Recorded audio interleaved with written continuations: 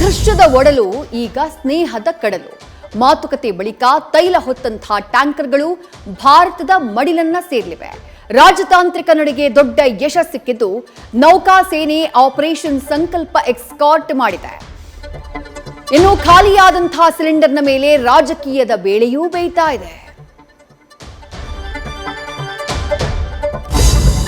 Gas ಎಮರ್ಜೆನ್ಸಿಯಿಂದ ಆರ್ಥಿಕ ಸಂಕಷ್ಟದಲ್ಲಿ ಸಿಲುಕಿದ್ದಂತಹ hotel ಉದ್ಯಮಕ್ಕೆ ರಿಲೀಫ್ ಸುದ್ದಿ ಸಿಕ್ಕಿದ್ದು ನಾಳೆಯಿಂದ ಸಹಜ ಸ್ಥಿತಿಗೆ ಮರಳುವ ನಿರೀಕ್ಷೆ ಇದೆ. ದುರ್ಗದ ಕುಕ್ಕುಟೋದ್ಯಮಕ್ಕೆ ಹೊಡೆತ ಬಿದ್ದಿದೆ. ಬಳ್ಳಾರಿ ಹೋಟೆಲ್ಗಳಲ್ಲಿ ದೋಸೆ ಭಾಗ್ಯಕ್ಕೆ ಸೀಮಿತವಾಗಿದ್ರೆ ದಾವಣಗೆರೆಯಲ್ಲಿ ರೀಫಿಲ್ಲಿಂಗ್ ಮಾಡ್ತಾ ಇದ್ದವನು ಅರೆಸ್ಟ್ ಆಗಿದ್ದಾನೆ.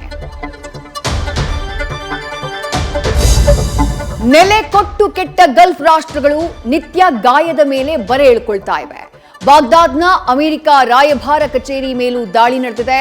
ಕುವೈತ್ ಏರ್ಪೋರ್ಟ್ನಲ್ಲಿ ಸ್ಫೋಟದ ಸದ್ದು ಕೇಳಿಸಿದೆ.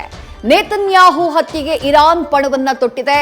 ಟ್ರಂಪ್ಗೆ ಖಾರ್ಗ ಮೇಲಿನ ದಾಳಿ ಜಸ್ಟ್ ಫಾರ್ ಫನ್ ಅಂತೆ. ಪಂಚರಾಜ್ಯಗಳ ಕದನಕ್ಕೆ ಮುಹೂರ್ತ ಫಿಕ್ಸ್ ಆಗಿದೆ. ಅಸ್ಸಾಂ, ಕೇರಳ, ಪುದುಚೇರಿಗೆ ಏಪ್ರಿಲ್ 9ಕ್ಕೆ ಡೇಟ್ ಕೊಟ್ಟ ಆಯೋಗ ತಮಿಳುನಾಡಿಗೆ 23ನೇ ತಾರೀಕು ಚುನಾವಣೆ ನಡೆಸಲಿದೆ. ಇತ್ತ ಬಂಗಾಳದಲ್ಲಿ 2 ಹಂತದಲ್ಲಿ ಚುನಾವಣೆ ನಡೆಯುತ್ತೆ. ರಾಜ್ಯದ ಬಾಗಲಕೋಟೆ, ದಾವಣಗೆರೆ ದಕ್ಷಿಣ ಬೈ ಎಲೆಕ್ಷನ್ ಕೂಡ ಗರಿಗೆದರಲಿದೆ.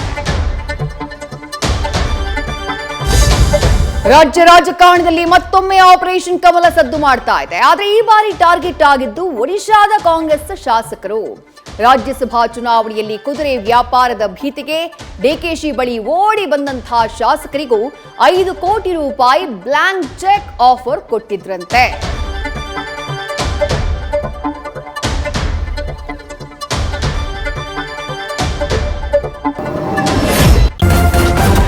ನ್ಯೂಸ್ ಫಸ್ಟ್ ನಿರ್ಭೀತಿಯಿಂದ ನಿಮ್ಮ ಪರವಾಗಿ.